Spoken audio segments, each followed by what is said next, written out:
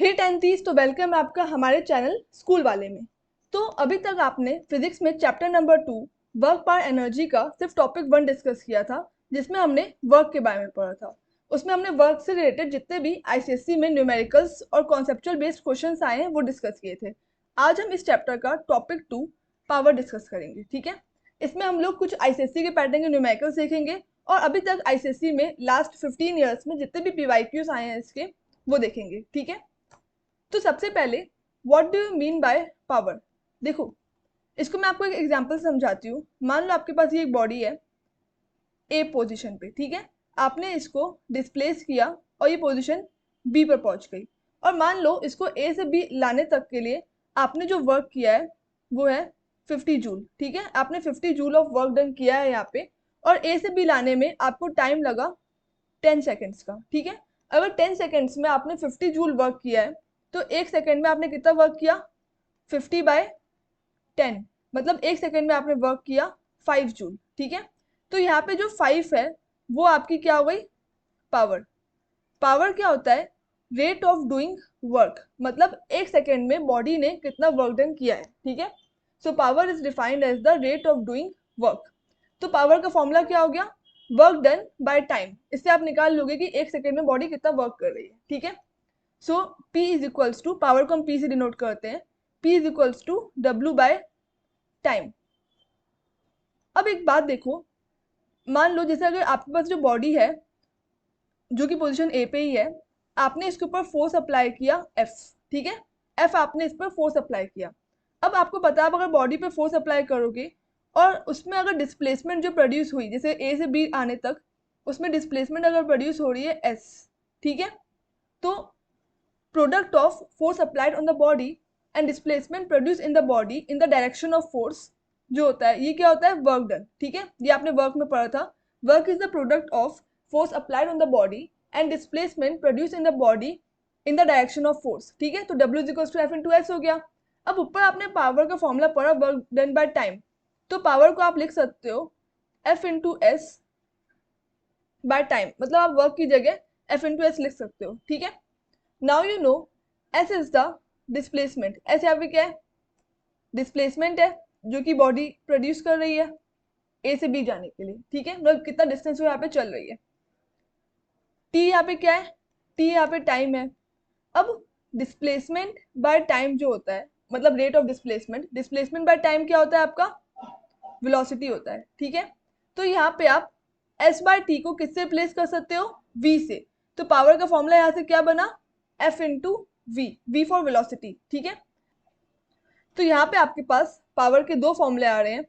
एक आ रहा है आपके पास वर्क डन बाय टाइम, और दूसरा आ रहा है आपके पास F into V, where F is the force applied on the body and V is the velocity produced by the body. ठीक है, नेक्स्ट वी हैव, देखो यहाँ पे आपके पास आईसीएससी का एक प्रीवियस ईयर क्वेश्चन है, state and define the SI unit of a power. देखो, यूनिट बताने के लिए मैंने आपको बताया था कि किसी भी फिजिकल क्वांटिटी की अगर आपको यूनिट निकालनी है तो उसके लिए आपको उसके फॉर्मूले के बारे में अच्छे से पता होना चाहिए। अब पावर का फॉर्मूला आपको पता है, work done by time. Work की यूनिट एसआई सिस्टम में कितनी होती है, जूल। ठीक है, और टाइम की एसआई सिस्टम में होती है सेकेंड।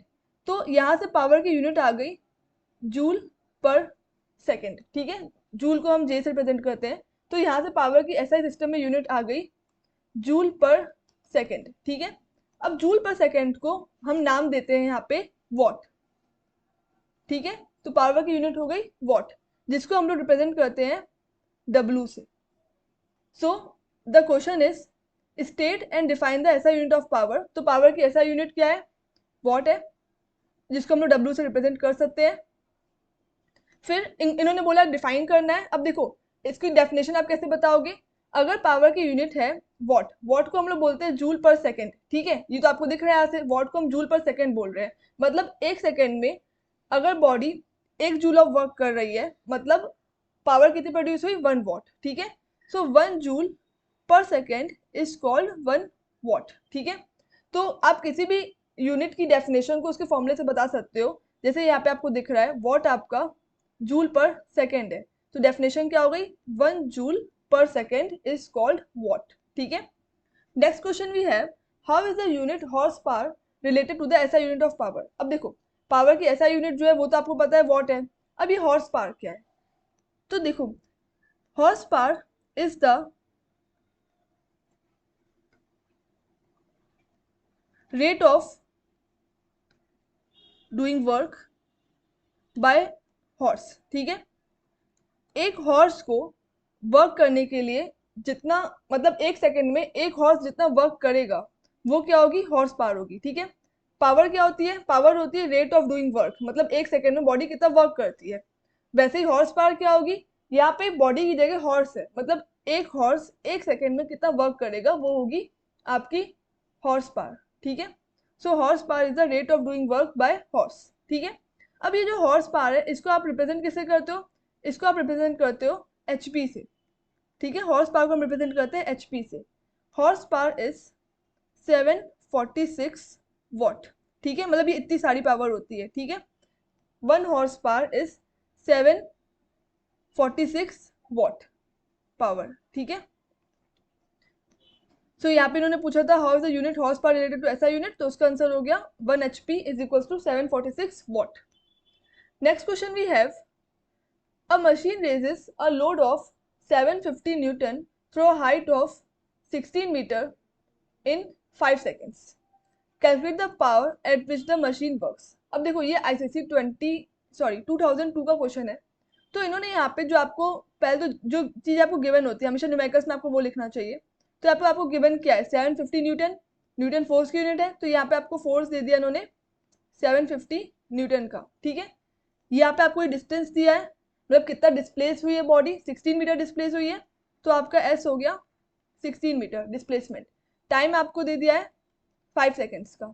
ठीक है, कभी भी अगर आपको एसएससी में न्यूमेरिकल्स आते हैं तो पहले आप लोग जितनी भी चीजें आपको गिवन है उनको लिख दिया करो। ठीक है, गिवन के मार्क्स होते हैं, फिर उसके बाद आप जो फॉर्मूला यूज करने वाले हो फॉर्मूला लिखा करो। ठीक है, आपको डायरेक्ट कैलकुलेशन नहीं दिखानी है, आपको पहले गिवन लिखना है, जो भी आपको वैल्यूज गिवन है, देन आपको फॉर्मूला लिखना है। अब फॉर्मूला यहाँ पे हम कौन सा यूज करेंगे पावर का, तो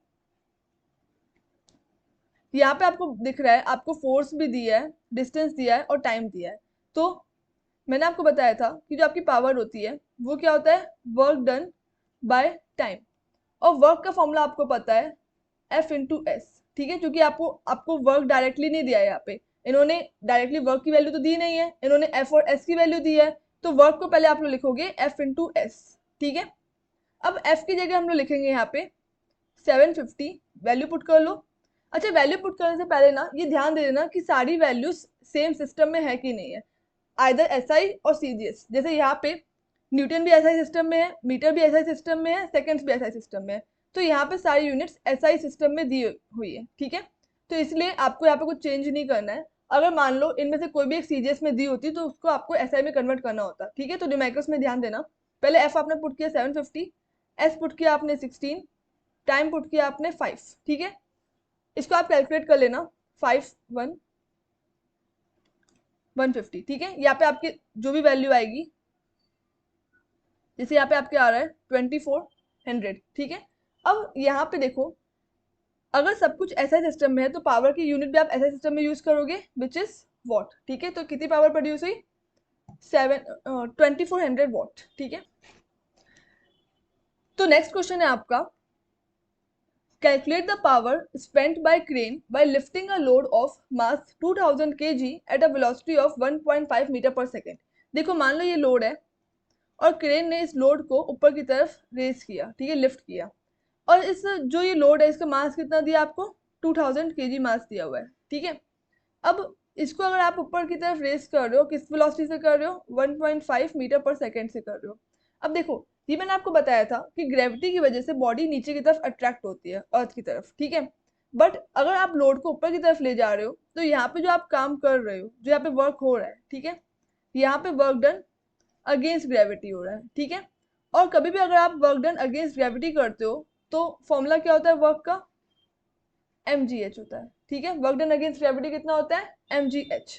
ठीक है, तो सबसे पहले तो चलो हम लोग यहाँ पे लिखने तरीका देखते हैं। पहले आप फॉर्मूला मत लिखना, पहले आप लिखोगे यहाँ पे जो भी वैल्यूज आपको गिवन है। ठीक है, तो यहाँ पे आपको क्या क्या गिवन है, मास गिवन है आपको 2000 kg जो कि ऐसा सिस्टम में है, वेलोसिटी आपको गिवन है v, वेलोसिटी को v से डिनोट करते हैं, 1.5 मीटर पर सेकेंड, ये भी एसआई सिस्टम में है।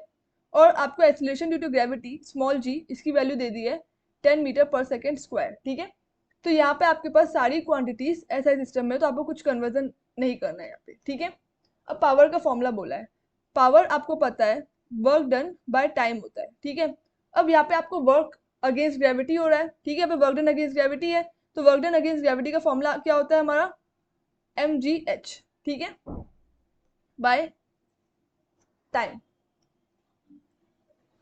अब देखो यहाँ पे आपका जैसे work done mgh by time हो गया, ठीक है, बट यहाँ पे आपको वेलोसिटी दी है, यहाँ पे आपको ना ही टाइम दिया है ना ही हाइट दी है, ठीक है। अब अगेन आपको पता है कि h बाय टी जो आपका होगा, h एक तरफ से क्या है, बॉडी यहाँ से कितना ऊपर गई, तो एक तरफ से बॉडी डिस्प्लेसमेंट ही हुआ ना h यहाँ पे, तो h बाय टी को आप लोग क्या लिख सकते हो, यहाँ पे h बाय टी को आप लोग v लिख सकते हो, ठीक है। तो फॉर्मूला क्या हो गया, mgv, ठीक है।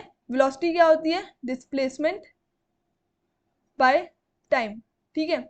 और यहाँ पे बॉडी कितना डिस्प्लेस हो रही है, जितनी हाइट तक वो जा रही है वो डिस्प्लेसमेंट है, तो h बाय टी को यहाँ पे आप लोग v लिख सकते हो। तो यहाँ पे अब देखो mgv की आपको वैल्यूज तीनों पता है, पुट कर लो डायरेक्टली, m हो गया आपका 2000, g हो गया आपका 10, वेलोसिटी हो गई आपकी यहाँ पे 1.5, ठीक है। तो यहाँ पे आपका कितना आया, 30,000 आ गया, ठीक है। तो यहाँ पे कितनी पावर प्रोड्यूस हो रही है, मतलब कितनी पावर यहाँ पे क्रेन ले रहा है, 30,000 वॉट। सारी एसआई सिस्टम में थी, तो यहाँ पे पावर की यूनिट भी हम एसआई लेंगे, वॉट, ठीक है। Next we have if the power of motor 10 kilowatt 100 kilowatt.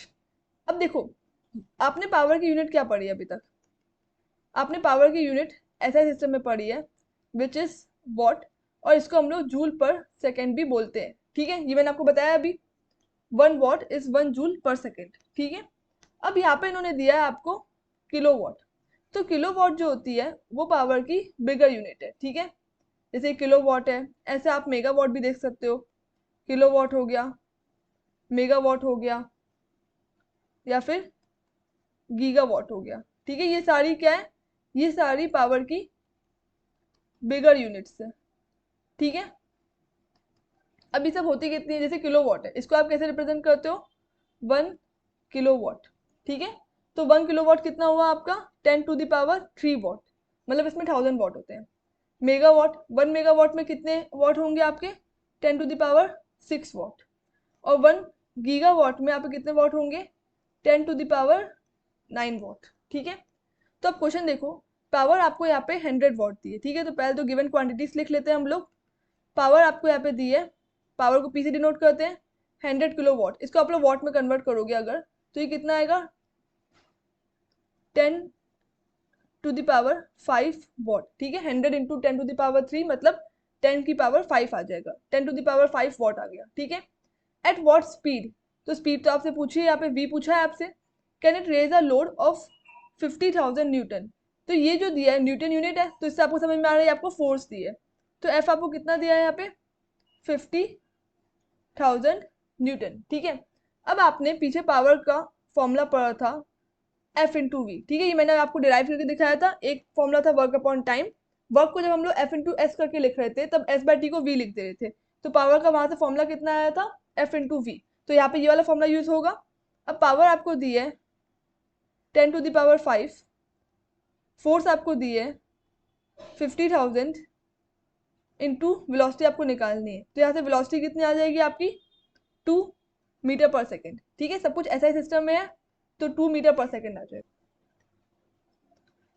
Now the next question you have, a boy weighing 40 kgf climbs up a stair of 30 steps each 20 centimeter high in 4 minutes and a girl weighing 30 kgf does the same in 3 minutes। तो देखो बहुत interesting question है। तो सबसे पहले तो जो boy है उसका वेट कितना है, 50 kgf, ठीक है। Now you know that kgf अच्छा किसकी यूनिट है, सबसे पहले तो आपको ये पता होना चाहिए kgf किसकी यूनिट है, kgf है फोर्स की यूनिट, ठीक है। ये मैंने आपको बताया था 1 kgf में 9.8 न्यूटन होते हैं, ठीक है। तो kgf किसकी यूनिट हो गई यहाँ पे, फोर्स की, ठीक है। नाउ यहाँ पे आपको दिया हुआ है अ बॉय weighing 40 kgf, ठीक है। तो पहले तो देखो मैं बॉय और गर्ल का अलग अलग लिख देती हूँ, ये बॉय का लिख देते हैं यहाँ पे हम लोग, यहाँ पे गर्ल का लिख देते हैं, ठीक है। तो बॉय का अगर वेट 40 kgf है तो मतलब बॉय का वेट कितना हो गया 40 इंटू 9.8 न्यूटन, ठीक है।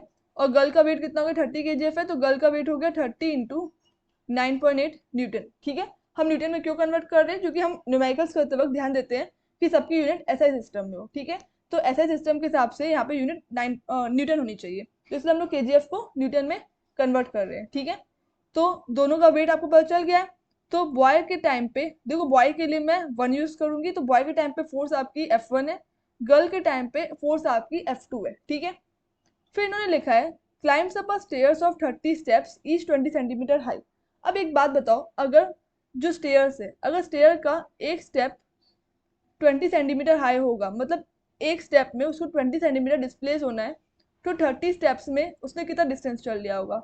30 स्टेप्स में बॉय ने या गर्ल ने, दोनों ने 30 इंटू 20 सेंटीमीटर डिस्टेंस चला होगा, ठीक है। तो डिस्टेंस जो हम जिसको हम एस से रिप्रेजेंट करते हैं, S1 पहले वाले केस में 600 सेंटीमीटर है और दूसरे वाले केस में भी 600 सेंटीमीटर है। क्योंकि यहाँ पे लिखा है ना गर्ल डज द सेम, मतलब गर्ल भी इतना ही चढ़ेगी, ठीक है। दोनों ही 30 स्टेप्स स्टेयर क्लाइंब करेंगे। कितनी स्टेप्स है 30 स्टेप्स, एक स्टेप कितनी हाइट है 20 सेंटीमीटर, तो 30 स्टेप्स की हाइट कितनी हो गई 600 सेंटीमीटर, तो दोनों के लिए डिस्प्लेसमेंट कितना हो गया 600 सेंटीमीटर, ठीक है। इसको भी अगर आप एसआई में कन्वर्ट कर लो तो 6 मीटर यहाँ पे भी हो गया, 6 मीटर यहाँ पे भी हो गया, ठीक है। अब आता है टाइम। टाइम इन्होंने इस बॉय में दिया है 4 minute, 4 minute which is 240 seconds, जो कि ऐसा यूनिट सेकेंड्स होती है। और T2 जो होगा 3 मिनट्स, 3 मिनट्स मीन्स 180 सेकेंड्स, ठीक है। ये आपको पता है ना कि 1 मिनट में 60 सेकेंड होते हैं, तो उस हिसाब से हमने टाइम को सेकेंड्स में कन्वर्ट कर लिया, ठीक है।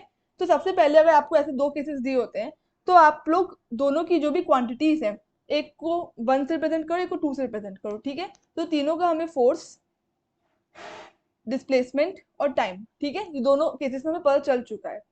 अब आते हैं, पहला बोला है वर्क डन बाय देम। अब वर्क का फॉर्मूला आपको पता है F इंटू एस होता है, ठीक है। तो बॉय के टाइम पे जो हमारा वर्क होगा, चलो मैं इसको W1 से रिप्रेजेंट कर लूँ, तो यहाँ पे F1 इंटू S1 आएगा, F1 इंटू S1, ठीक है। तो ये कितना हो गया आपका 40 इंटू 9.8 इंटू 6, ठीक है। यूनिट क्या होगी यहाँ पे वर्क की, न्यूटन मीटर। सिमिलरली अगर हम गर्ल में वर्क डन निकालेंगे, वो कितना आएगा W2 is equals to F2 into S2, यहाँ पे इसके फोर्स और डिस्प्लेसमेंट रखोगे आप, तो ये कितना आएगा 30 इंटू 9.8 इंटू 6, यूनिट यहाँ पे भी न्यूटन मीटर आएगी, क्योंकि वर्क का फॉर्मूला अगर फोर्स इंटू डिस्टेंस है, फोर्स की यूनिट अगर न्यूटन है, डिस्प्लेसमेंट की यूनिट अगर मीटर है, तो यूनिट यहाँ पे न्यूटन मीटर हो गई, ठीक है। तो ऐसे आप W1 W2 दोनों कैलकुलेट कर लेना। Next we have the power develop by them. अब पावर का फॉर्मूला क्या होता है, वर्क बाय टाइम। अब दोनों का वर्क तो निकाल चुके हो, तो जो हमारी P1 होगी, मतलब जो बॉय की पावर होगी, वो क्या होगी W1 बाय T1, और जो P2 होगी वो कितनी होगी आपकी W2 बाय T2, ठीक है। अब W1 आपका कितना है, W1 आपका है 40 इंटू 9.8 इंटू 6, और यहाँ पे टाइम कितना है 240 सेकेंड्स, ठीक है। तो ये आपका आ गया 9.8 वॉट, ठीक है। यहाँ पे पावर कितना आ गया 9.8 वॉट आ गई। ऐसे ही अगर हम गर्ल की पावर निकालेंगे, वो आएगी आपके पास 30 इंटू 9.8 इंटू 6 बाय 180, ठीक है। तो गर्ल की पावर कितनी आ रही है, ये भी आपकी 9.8 वॉट आ रही है, ठीक है।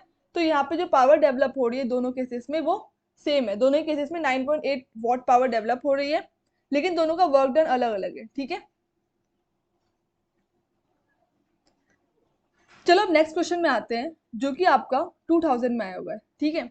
An engine can pump 30,000 litre of water to a vertical height of 45 metre in 10 minutes. तो देखो यहाँ पे इन्होंने दिया है, मान लो जैसे यहाँ पे ग्राउंड के नीचे यहाँ पे वाटर है, ठीक है। कितना वाटर है आपके पास 30,000 लीटर ऑफ वाटर है, ठीक है। तो इंजन इसको पंप कर रहा है ऊपर, कितनी हाइट में 45 मीटर हाइट तक, ठीक है। और टाइम कितना ले रहा है 10 मिनट ले रहा है, 10 मिनट्स लेगा तो मतलब सेकेंड्स कितने हो गए यहाँ पे, 1 मिनट में 60 सेकेंड्स होते हैं, तो 10 मिनट में कितने सेकेंड्स हो गए 600 सेकेंड्स हो गए, ठीक है, क्योंकि 1 मिनट में 60 सेकेंड्स होते हैं। अब यहाँ पे देखो आपको इन्होंने दिया है 1000 लीटर मीन्स 1 मीटर क्यूब। अब आपको पता है न्यूमेरिकल सॉल्व करने से पहले सारी यूनिट्स आपकी ऐसे सिस्टम में होनी चाहिए। अब अगर 1000 लीटर में 1 मीटर क्यूब है तो 30,000 लीटर मतलब कितने मीटर क्यूब हो गए? 30 मीटर क्यूब हो गए, ठीक है, क्योंकि 1000 लीटर अगर 1 मीटर क्यूब है तो 30,000 लीटर मतलब 30 मीटर क्यूब हो गया, ठीक है। तो यहाँ पे ये आपकी क्या दी है? वॉल्यूम दी हुई है, ठीक है। अब सबसे पहले हमेशा न्यूमेरिकल्स में गिवन क्वांटिटीज लिखते हैं, ठीक है। तो गिवन क्या क्या है आपके पास? टाइम आपके पास हो गया 600 सेकेंड, टाइम को हम टी से डिनोट करते हैं, वॉल्यूम को हम वी से डिनोट करें तो वॉल्यूम आपके पास हो गई 30 मीटर क्यूब, और जो डिस्टेंस यहाँ पे चल रहा है मतलब जो डिस्प्लेसमेंट है एस, वो कितना हो गया आपके पास? 45 मीटर का। स्मॉल जी मतलब जो एक्सीलरेशन ड्यू टू ग्रेविटी है उसकी वैल्यू कितनी हो गई? 9.8 मीटर पर सेकेंड स्क्वायर, ठीक है। और साथ में जो वाटर की डेंसिटी है, डेंसिटी को देखो मैं स्मॉल डी से डिनोट कर रही हूँ, जो वाटर की डेंसिटी है वो कितनी दी इन्होंने यहाँ पे? 10⁻³ kg पर मीटर क्यूब, मतलब आप मान लो 1000 kg पर मीटर क्यूब। अब देखो ये क्वेश्चन थोड़ा सा ट्रिकी है, यहाँ पे आपको वॉल्यूम और डेंसिटी दी है। अब वॉल्यूम और डेंसिटी क्यों दी है?